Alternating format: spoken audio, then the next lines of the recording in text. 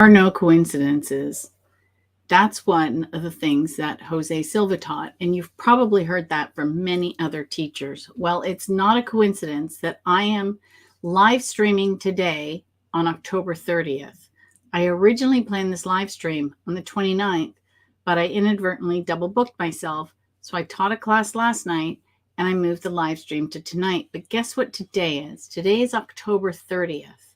And 14 years ago today was the day Helene Hadsell passed away.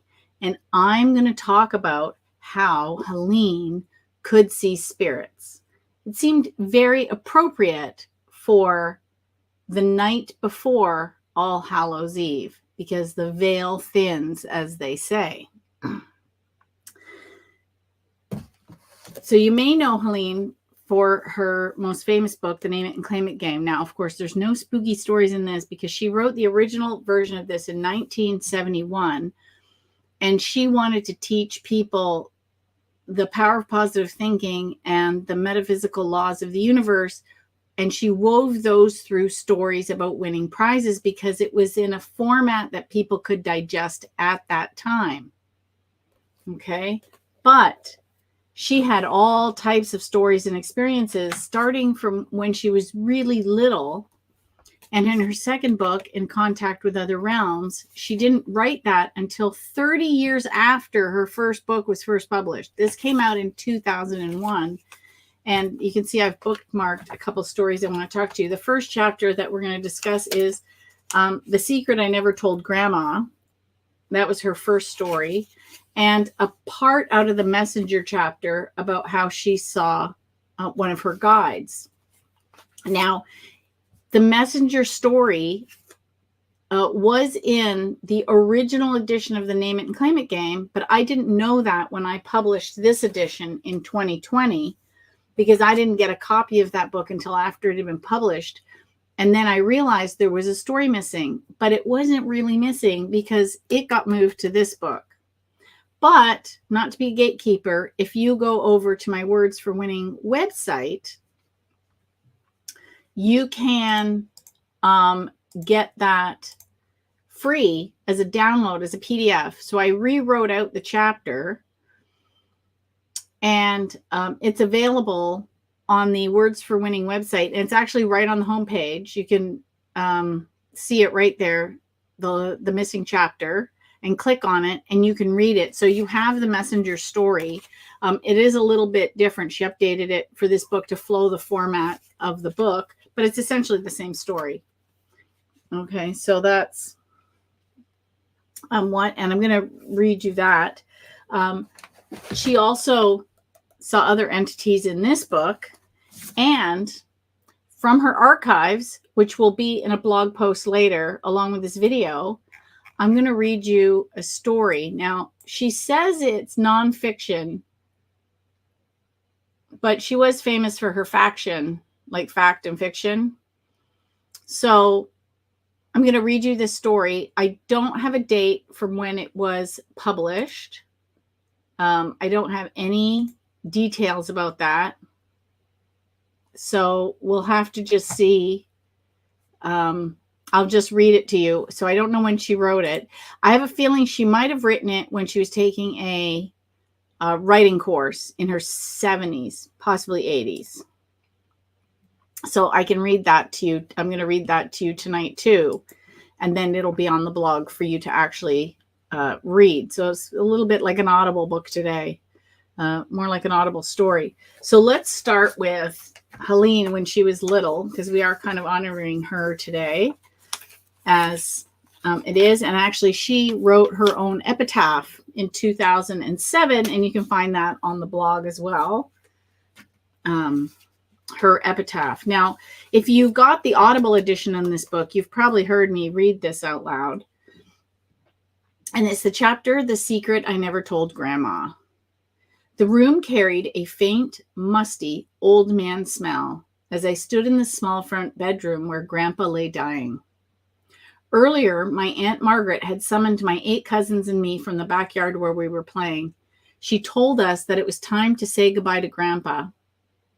Grandma was in her caned back rocker, murmuring prayers in German when we entered.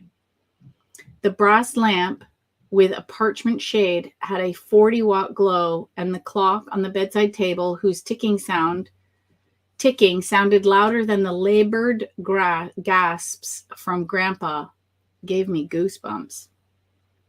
The only other thing in the room was a faded picture of an angel suspended in midair, protecting two children that were crossing a dilapidated footbridge.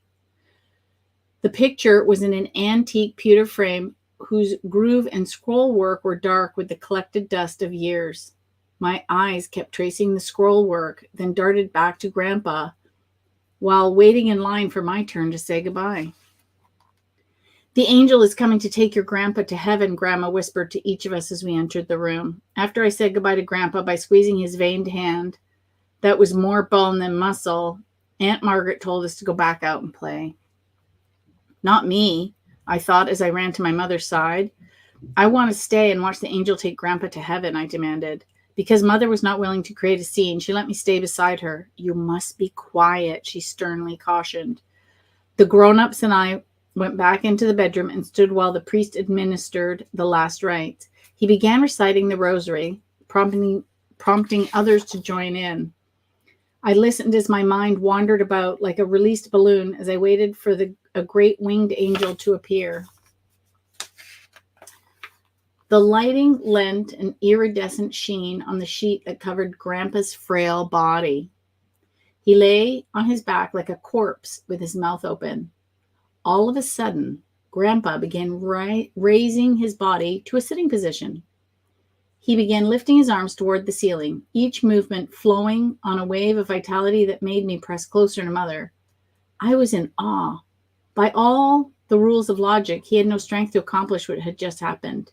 Desperately ill from battling asthma for months, his condition had deteriorated to the point that every breath sounded like sheer agony. Now here he was sitting up and mumbling incoherently. Finally, his mouth spread into a thin-lipped smile before he fell back on the pillow. Suddenly, I became aware of people appearing from nowhere, congregating around the bed.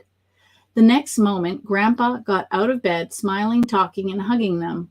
I could not hear what they said, but Grandpa was happy. Abruptly, they faded as they walked through the wall, taking Grandpa with them. How could that be? After that, the Grandpa that was on the bed gave a low gurgling sound, and the labored gasps ceased. Grandma got up and knelt by the bed, sobbing.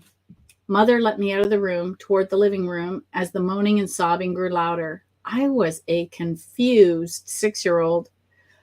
Raised in a God-fearing Catholic family, Grandma had always told me that we all have an angel watching over us, and when we die, the angel would come and take us to heaven.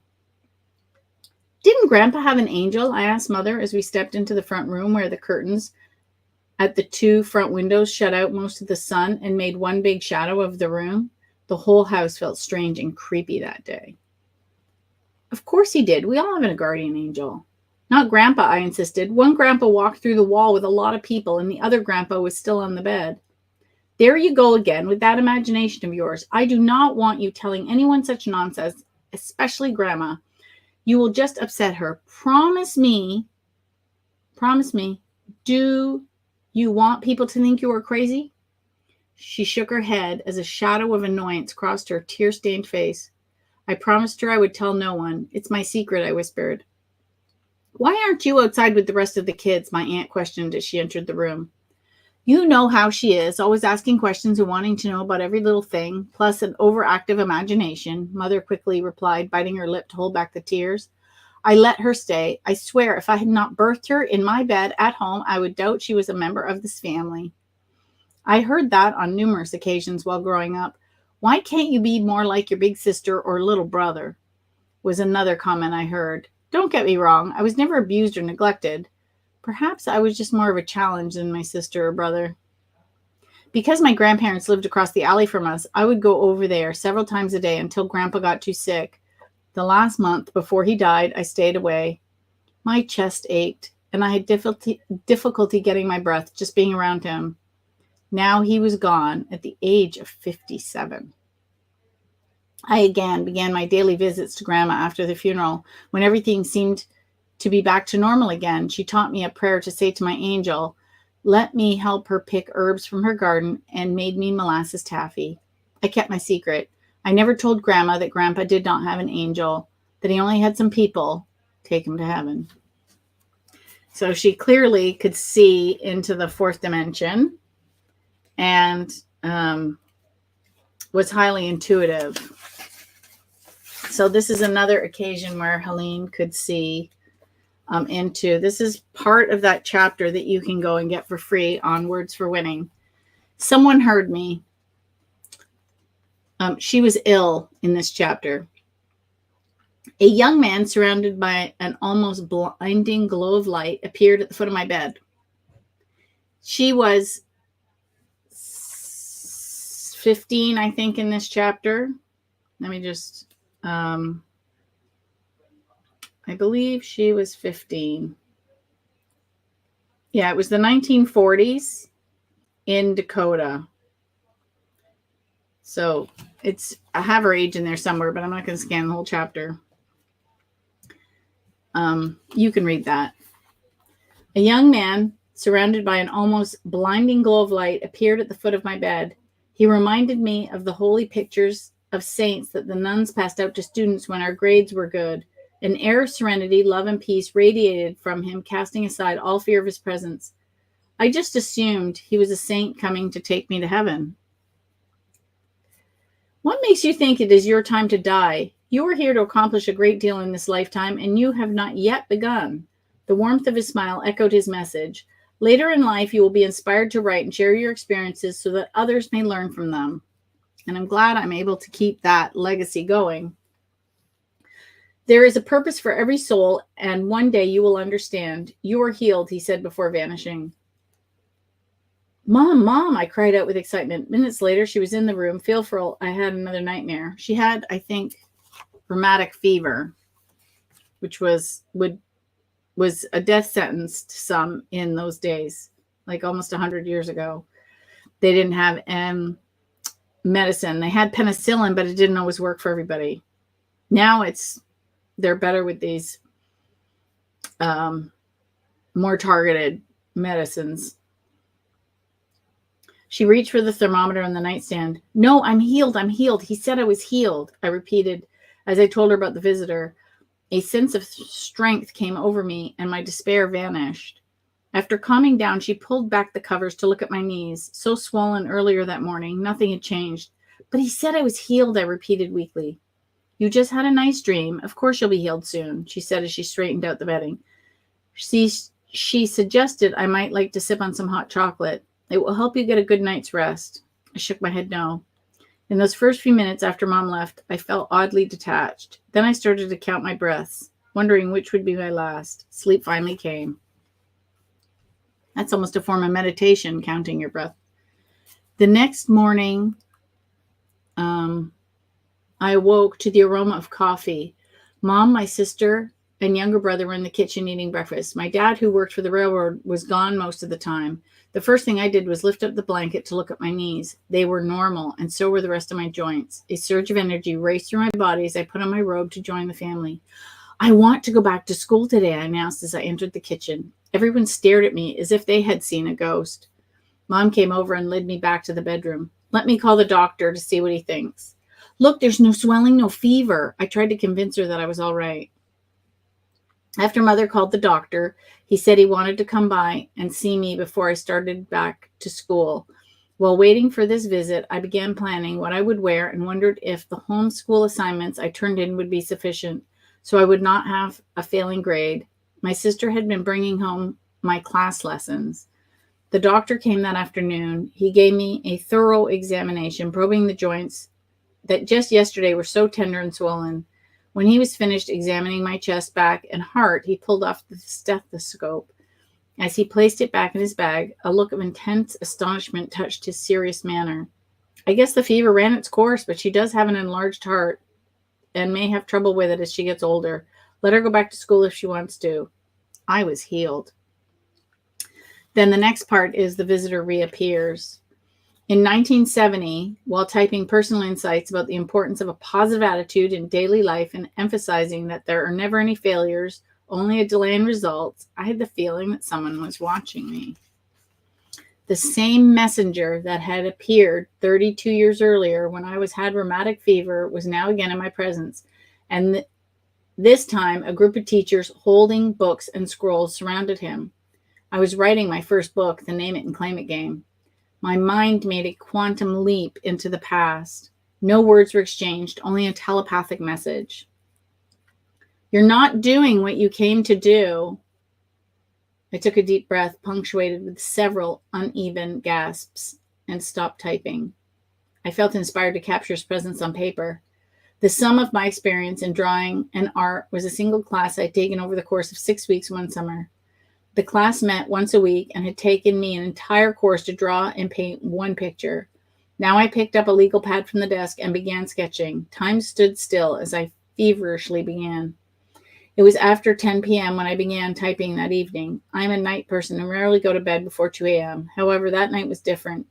I was in such a state of excitement and creativity, I felt no fatigue. Reality came back with the morning sunlight flickering through the blinds. It was after 6 a.m., and in half an hour, the family would be up. The boys would be getting ready for school, and my husband for work. After everyone was gone that morning, I tried to go back to bed. I was still too wound up to sleep, and the desire to transfer my sketches onto a larger piece of material began nagging me into action. So strong was the urgency that I got up and headed for the garage to see if there was anything I could use. I discovered a piece of paneling that was the perfect size and a half-gallon of white latex. Using food coloring and powdered cocoa, I created the colors I needed. It never occurred to me to go to an art supply store to get the materials. I was too anxious to get started. With a lead pencil, I sketched the figure on a 30 by 48-inch panel. I had a distinct feeling that someone was helping me with every stroke of the brush until the panel was complete. Today, this panel still hangs in my center where I teach self-awareness classes, and it can be also seen on the cover of this book. Well, it's not on the cover of that edition, but if you go to Words for Winning and look for the chapter, I have put up that picture. There's also a photo session, like a section. If you click on Helene's name, you'll see a drop down for photos, and I've put a lot of photos in there that I've been able to capture from the family and from slides and from pictures I took are all there. And so I didn't have that specific painting. I actually own it now. It's in the garage. I want to get it framed because the original, like if you watch any of her interviews on the YouTube channel, you'll see it in the background in some of her interviews, but it was on like chipboard and it got all like warped. So I pried the paint. She'd glued it. So I pried it off that broken board, and I need to remount it on something or get it framed or whatever. So you can see the original, because I took it to a professional photographer to have high-res pictures done, because there were some photographs she had, but she just leaned it up against the wall, so it's not perfectly square or rectangular. So I took it to a photographer, and we put it on the ground, and she got up on a big stool and was shooting straight down. So it had the best lighting and everything was so good. So over the years, encouragements and encounters with this messenger continue, which means she didn't write about every encounter. I liken this relationship to those in the TV series Highway to Heaven. If you know, you know, or if you're as old as I am, you know. Like Jonathan, the main character played by the late Michael Landon, I too have been sent all over the world to help people help themselves. The rewards at the end of my missions, which include joy and the pleasure of helping others, are more substantial than monetary rewards could ever be. The greatest insight I have learned in these past 77 years is that we are never alone. So there you go. So I did put in a black and white copy of it in the book, but to really appreciate it, you need to go see the color edition on the website. So obviously there's quote ghost stories or spirit stories with a title of a book called In Contact with Other Realms. That pretty much sums it up right there. And then I wanted to read from this book. This is a fun little discussion about spirits. Now, I don't see into the spirit world. I don't see ghosts. I'm not psychic. I don't hear voices. I'm not like intuitive. There's people that are clairvoyant, clairaudient, clairsentient, there's a lot of them. I am none of those on a large scale. Now let's see. This is from the incredible Paul Twitchell, Trusting the Soul Dimension. Let me just see. Yeah. So it's from the beginning. I'll read from the beginning. Today's the day that I'm going to get a book and read it, I said aloud as I looked out the window. So at the beginning, I should preface this. This is kind of a fun book because at the beginning of every chapter, Helene talks about her day. She starts the day, what she's having for breakfast, what she's thinking, and then she lets her mind wander, and she has a memory, and then she writes about that memory in the chapter. So every day, like every chapter starts with breakfast, and it's a different breakfast every day. So it's kind of fun. Today's the day that I'm going to get a book and read it, I said aloud as I looked out the window and stirred my oatmeal with fresh blueberries. I even splurged at the H-E-B bakery and got a cinnamon roll to go with my cup of green tea. The book I was led to pull off the shelf from my collection of over 600 was In My Soul, I'm Free by my special friend Paul Twitchell. The following story illustrates the unique relationship we shared. My friend Susan was a metaphysical butterfly. Now, Susan is also responsible for Helene meeting Jose Silva and Paul Twitchell. So I would have liked to have met Susan too, because Susan sounds like she would have been a pip.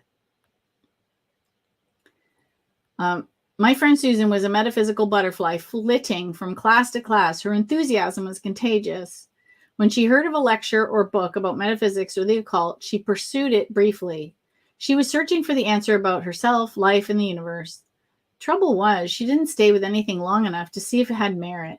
It was Susan who told me about Paul Twitchell. After she read his book, The Tiger's Fang, she contacted Paul asking him to come to Dallas and give a lecture on Ekankar, the ancient science of soul travel. It was early in December of 1968 when I was interested in studying metaphysical subjects. Susan told me she needed at least 20 people to form a class, and the charge would be $50 a person. All Paul expects is to cover airfare, hotel, and a meeting place, she said. Now, you got to remember, this was 1968. $50 for a class was an astronomical amount of money. No way was I going to pay that kind of money for a 2-hour class, period. Besides, I'd not read Twitchell's book, and just what was an Ekankar anyway? All Susan really knew about Paul Twitchell was from his book. When she talked to him, he told her that he was a very private person, and he wanted to go directly to the hotel after she picked him up at the airport. He also directed her not to plan any social gatherings. I'm coming to teach my philosophy Saturday morning, and I'm catching a plane after the class, he informed her. She was disappointed because she enjoyed having social gatherings, especially with anyone lecturing and teaching metaphysical subjects, so she could pick their brains. I guess Paul had a change of plans that Friday evening after Susan met his plane. My husband and I were in the den watching TV when the front doorbell rang. I wonder who's coming by so late. It's after 9 p.m., I commented as we both got up and walked to the front door to see who it was. I looked through the peephole and saw Susan standing with the man. When I opened the door to let Paul Twitchell into my home and into my life, I learned so much. Apparitions, thought forms, and becoming invisible were but a few insights this master shared with me. The most outstanding feature about this 5-foot, 6-inch, well-dressed man wearing the traditional press shirt and tie was his deep-set and penetrating celestial blue eyes. I immediately remarked, "Did anyone ever tell you that when they look into your eyes, they can see forever?" Paul's smile brought an immediate softening to his features. "I should have warned you. Helene tells it the way she sees it. She actually told one speaker to talk slower the first time she heard him lecture," Susan said to Paul as we walked toward the den. "Did he talk slower?" Paul asked as a flash of humor crossed his face. "He sure did. I was actually glad because I had a hard time understanding him too. He had such a heavy accent." That was Jose Silva, by the way, and that story is in another chapter. "Anyone care for a coffee or snack?" I asked after everyone was seated in the den. "Just tea for me, please," Paul answered. Susan began telling Paul about my work with Jose Silva and what the program was about. My husband and Paul listened. I was trying to figure out who the barefooted, tall, smiling, brown-faced person was standing behind Paul's chair. His large black eyes were compelling, magnetic, filled with shifting stars. I started to fidget, moving about my chair, thinking the lights and shadows must be playing tricks on my eyes. Paul turned to me and asked, "Is something disturbing you?" "Why, yes, my mind must be working overtime. I think I see a giant standing behind you." There was a trace of laughter in Paul's voice, and he replied, "Oh, that's Rebazar Tars." "And who in God's green earth is Rebazar Tars?" "He's my teacher. He has his ashram in the Himalayas. If he bothers you, I'll ask him to leave." So I'm assuming he's astral projecting. I turned to my husband and asked, "Surely you can see him, or Susan, can you see him?" "No," they both replied as they looked to Paul for an explanation. It's not important if one cannot see in the soul dimension. They will feel a presence and many times get a message if they're sincerely seeking answer," Paul explained. "The reason I came to meet you tonight is because I know you from the soul dimension, and I always enjoy making contact with people I've been with in the past." I love this. "But I know absolutely nothing about Ekankar and the science of soul travel. It's completely foreign to me," I informed him. "I like your vibes, but I don't recognize you," I added. He seemed to be far away for a moment and he explained, "My intention is not to gather followers. My purpose is to remind students what they know on a soul level. They will be guided and led to Ekankar to review what they forgot." After Susan and Paul left that evening, my husband turned to me and said, "This guy is really sincere. I'd like to know more about him. Let's go to his program in the morning." And then it's just how they went to his course. And then about her accident, which she wrote about in Contact with Other Realms. Now, what's interesting about that, if you go to Words for Winning and look up Paul Twitchell, I found a letter from him to Helene in the remains of her business files. I guess she kept it. I think it was stuck in a book. So you can go. So I scanned it and I also retyped it because his handwriting was there was a couple of words. I had a heck of a time figuring out what he wrote. But I scanned the letter and you can go read what Paul Twitchell wrote. But they clearly had a connection from the soul dimension. Now I want to read you this fun little story that I found that Helene wrote. So it says nonfiction, so we'll have to assume it's true. I don't know. We'll find out. The Strasborough Church. And I'll put this up in a blog after for everyone to read. Abandoned in the middle of the prairie, the Strasborough Church stood sentry over the cemetery that was now its silent congregation. Migrant farmers from Germany built the little wooden church. They came seeking a better life. In the 1800s, the U.S. government encouraged the German and Russian farmers to come to South Dakota to develop the Virgin Territory and raise wheat. So that's why, side note, Helene's father was of Russian descent and her mother was of German descent. And they were in South Dakota.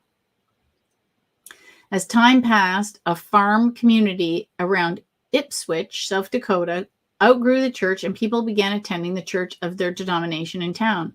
Occasionally, the local farmer families used the church as a meeting place to pray for good crops or rain. Our farm, where I grew up, was a quarter of a mile from the church. Whenever I reflect back in my childhood days, I remember the church and the Sunday my 9-year-old cousin Alan, my aunt, and my uncle came to visit. They lived in town, and I looked forward to their visit because Alan would play with my sister and me. The men usually had a game of horseshoes going on while the woman sat on the summer porch fanning themselves while drinking lemonade. When the afternoon sun got too hot, everyone went into the house to play a game called pitch on our big dining room table. I do not know what pitch is. I'll have to look that up. Now is your chance to explore, Alan suggested on that memorable Sunday. The church was one of our favorite places to go. Kathy, my sister, who was 8, and 2 years older than I, would follow Alan while I tagged behind. Alan and Kathy would read the stone markers in the cemetery and make up stories about the people buried there. We always checked the door of the church on the chance that it might be open. That particular Sunday, the door gave way with a dry squeak, and we peeked in to see if there was anyone inside. The place was empty. Daddy and Mama said the church is haunted with ghosts, I said, turning to Alan as we stood in the doorway. Yes, it is, Kathy added. We heard them talking one night as we were listening through the heat grid on the floor of our bedroom upstairs. Maybe the ghosts are hiding in the confessionals, Alan snickered as he opened the confessional doors. Nope, they aren't in there. I bet they're in the loft waiting for us to sing and play the organ, he said as he threw back his head, letting out a peal of laughter, heading for the wooden stairs. Alan and Kathy took turns pumping air into the organ to get sound while I tried to find a song among the keys. Tired of that activity, we went back downstairs. Bolder now, we approached the altar and were standing gazing at the mural of saints on a stained glass window behind the altar. Suddenly, we heard a heart-stopping thud. Paralyzed with fear, we clung to each other, saying the only prayer we could think of, which was the grace before meals. When nothing rose out of the floor or floated down from above, we regained our courage. There's our ghost, Alan shrugged indifferently as he pointed to the brass candle holder on the floor in front of the altar. The heat must have melted the wax to one side, causing the candle to fall over and roll on the floor, he explained, using a Sherlock Holmes method of deduction. Finding the cause brought such relief we began laughing hysterically. Suddenly, a gust of wind blew the door closed. It was so violent the windows vibrated, and at the same time an echo screaming from the loft momentarily froze us into statues where we stood. The moaning and screeching, followed by the organ playing, brought us back to the now, as we literally flew down the aisle toward the door.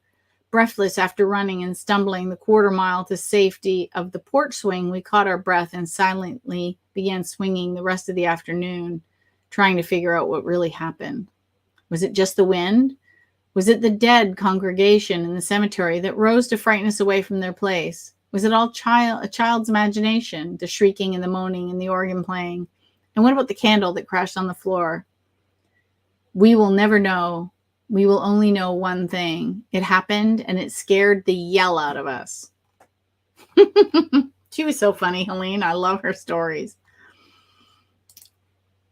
That one is so fun. Yeah, this is, you're right, Reggie. She always emphasized it was wishcraft, not witchcraft. And she does say that she did that on purpose because she did fear people were going to call her a witch.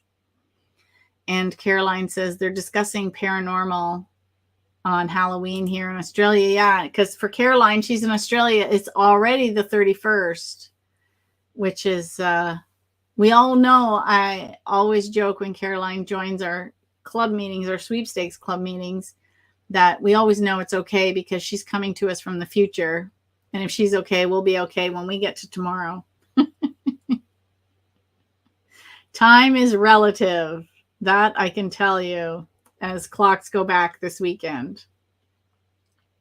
And that's what I wanted to share with you guys today. Some unpublished works from Helene and how she could see into the fourth and soul dimension. It's not something that I can do. I don't know if I care to do it. There's a lot of people that can, but I'm not one of them. I'm just really good at writing and publishing and teaching and sharing. That's what I'm good at. I have the networker archetype. I had a reading once and he told me I have the queen archetype. No surprise, I call my business the Contest Queen or Idea Majesty. I have the entrepreneur archetype. No surprise there. I have 3 businesses. I'm a networker. I'm really good at connecting people. I'm a coach. That's what I'm doing here. But I also have the innovator. I have it on my bulletin board right behind this camera. I made it like a boardroom table with all my archetypes around it. So I also have the visionary, the mystic, a little bit of mysticism tonight. wounded healer, the alchemist, the pragmatist. Yeah, that's my very earthy. I have a lot of Capricorn and Virgo in my chart, very grounded. I'm a soul survivor and I'm a strategist. So I'm not surprised that that I don't see into the soul dimension. I mean, people have been known to develop skills like that after something happens to them in their life. I don't wish that happens to me. I'm very fine to wait until I cross over into that dimension to see what that dimension is all about. But I'm sure Helene is hanging out, enjoying this ride of what I'm doing with her work. And as she passed away 14 years ago today, again, not a coincidence, we're doing this tonight, that that I'm sure I'll see her again, because I really do believe we have a soul contract, because she didn't want me to come visit her. She doesn't like people to come. She didn't like people to come visit, but she said my guides were so loud I had to come. So I don't know if they showed up at her house or they were just yelling in her ear or whatever they were doing, but clearly I was meant to do something for her that no one else was going to do. And so I don't think that's an accident. So I'm glad she could see into that dimension, because it opened that door for me to do this for her. So that's where we are. Anyway, have you ever had any experiences or anything, just leave me a comment, because I would love to know. Be sure to go get your free chapters and stories about Helene.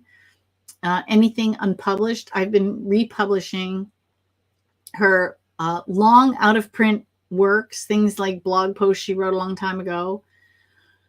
And I've been uploading work that was never publicly published. So I thought maybe everyone would enjoy those. So that's where you got that story tonight, which was like a sneak peek into the ghost story that I will be sharing tomorrow on Halloween, or All Hallows Eve, which again seems very appropriate for these stories, having the, as they say, the veil thin over the next couple of days. And if you ever have any messages or experiences like that, I would love to hear them.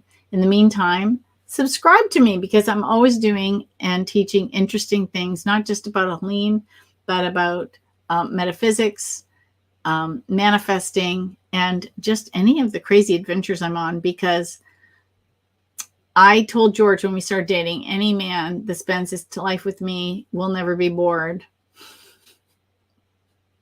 And so far, I've kept my word. And on that note, I bid you adieu.